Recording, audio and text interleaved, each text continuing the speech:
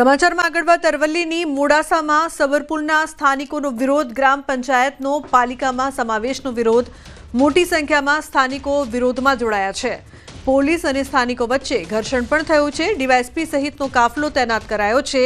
ગ્રામજનોએ કલેક્ટરને મળીને રજૂઆત કરી છે। 24 કલાકમાં નિર્ણય લેવા ગ્રામજનોનું અલ્ટિમેટમ છે।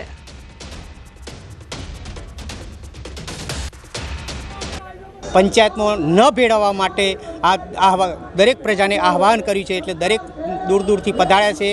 त्रण पंचायत सायरा खलीकपुर पंचायतना दरेक नागरिको अमारी पंचायत में मोटी संख्या में उपस्थित रह्या छे। आज सुधीनी जे ग्राम सभाओ मळी एमां अमे विरोध दर्शावेलो छे अने मोडासा नगरपालिकाना 2003 थी अमे विरोध 14 कोर्पोरेटरो कायम माटे सबलपुर पंचायत नगरपालिका में न भेड़वा विरोध दर्शाયેલો છે।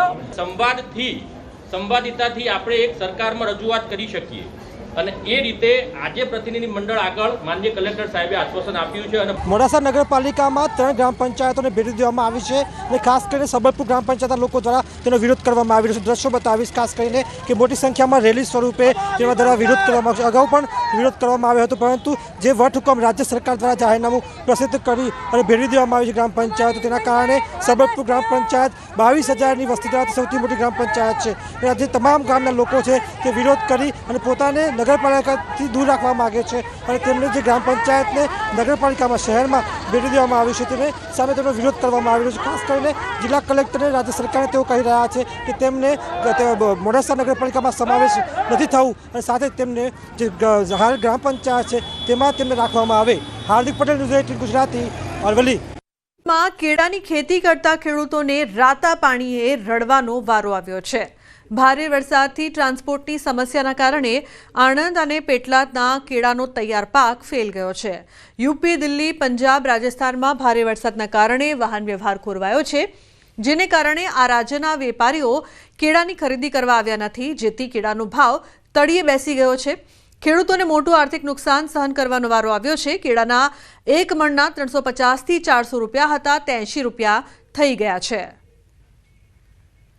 ટ્રાન્સપોર્ટ બંધ થવાનું કારણ છે બહુ વરસાદ પડ્યો છે, એટલે એના માટે બધા વેપારી આવ્યા નથી અને વેપારી આવ્યા નથી એના માટે જે માલ થયેલો રેડી હતો એ કપાઈ ગયો નહીં અને પાકવા માંડ્યો અને પાકવા માંડે અને એને લીધે જે 400 રૂપિયા 350 400 રૂપિયા હતા એ અત્યારે એ માલની કિંમત છે 80 થી 100 રૂપિયાની અંદર। કેરોના ભાવમાં જે 300-400 રૂપિયા બજાર હતું એ વરસાદના કારણે ટ્રાન્સપોર્ટેશન બંધ થયું એટલે કેરાનું બજાર એકદમ ઓછું થઈ ગયું।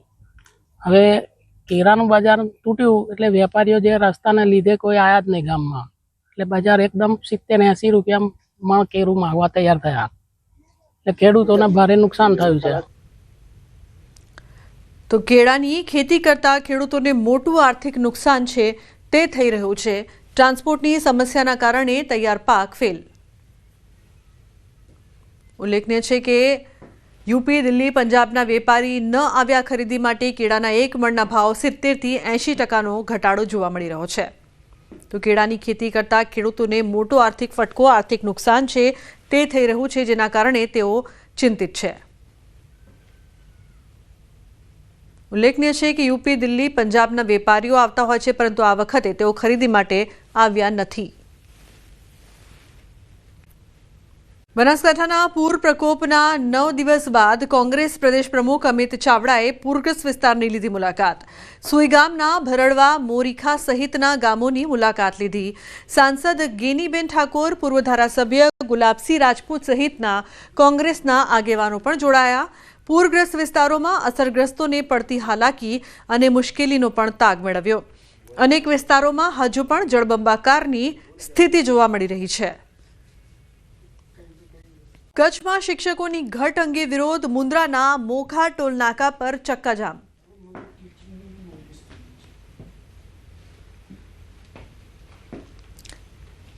તો આશાપુરા ચેરિટેબલ ટ્રસ્ટ દ્વારા દેખાવ કરવામાં આવ્યા છે। ઉલ્લેખનીય છે કે ચક્કાજામના કારણે વાહનોની કતાર લાગી છે, ટ્રાફિક જામ સર્જાયો છે। તો પોલીસે 50 જેટલા દેખાવકારોની અટકાયત કરી। શિક્ષકોની ઘટ અંગે વિરોધ કરવામાં આવી રહ્યો છે। તો મુન્દ્રાના મોખા ટોલનાકા પર ચક્કાજામ કરવામાં આવ્યો। આશાપુરા ચેરિટેબલ ટ્રસ્ટ દ્વારા આ દેખાવ કરવામાં આવી રહ્યા છે। પોતાની માંગ સાથે આ તમામ લોકો દેખાવ કરી રહ્યા છે। ચક્કાજામના કારણે વાહનોની કતાર લાગી। સુરતમાં અખિલ ભારતીય રાષ્ટ્રીય શિક્ષક મહાસંઘ દ્વારા શિક્ષકોની સેવા સુરક્ષા માટે કલેક્ટરને આવેદન આપવામાં આવ્યું છે। સુપ્રીમ કોર્ટના ચુકાદા અનુસાર તમામ સેવારત શિક્ષકો માટે ટેટ પરીક્ષા ફરજિયાત કરાઈ છે, જેના વિરોધમાં સંગઠન તરફથી માંગણી કરવામાં આવી છે કે 2010 પહેલા સેવા ધરાવતા શિક્ષકો માટે ટેટ ફરજિયાત કરવી તે યોગ્ય નથી। શૈક્ષિક મહાસંઘે આ નિર્ણય પર પુનઃવિચારણા કરવા માંગણી કરી છે, કારણ કે આ ચુકાદાથી 20 લાખ જેટલા શિક્ષકોની રોજગારી અને સુરક્ષા પર જોખમ ઊભું થયું છે। ટેટ પાસ પરીક્ષાવાળા ઉમેદવારોને જ નિયુક્તિ આપી છે, બીજા કોઈ ઉમેદવારોને નિયુક્તિ આપી નથી। પરંતુ અત્યારે હાલ જે પ્રશ્ન ઉપસ્થિત થયો છે એ 2010 પહેલાં જેની ભરતી થઈ હતી, જે પણ ધારાધોરણ, જે પણ લાયકાત પ્રમાણે સરકારે જે તે વખતે ભરતી કરેલી હતી એ ભરતી યથાવત રહેવી જોઈએ, એમને કોઈ પરીક્ષા આપવી ન જોઈએ।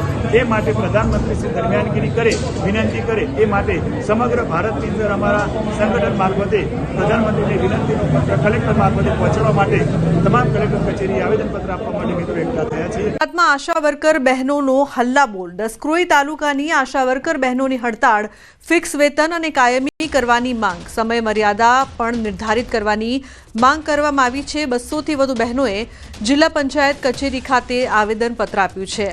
માત્ર 2500 રૂપિયાના પગારમાં કામ કરતી હોવાની ફરિયાદ, આરોગ્યલક્ષી તમામ કામગીરી કરવા છતાં યોગ્ય વેતન ન મળતું હોવાની પણ ફરિયાદ કરવામાં આવી છે। જન્મ મરણની નોંધણી, રસીકરણ સહિતની કામગીરી છતાં યોગ્ય વેતન નહીં। તાલુકા કક્ષાએ આવેદન આપ્યા બાદ નિરાકરણ ન થતાં જિલ્લા કક્ષાએ રજૂઆત કરવામાં આવી છે।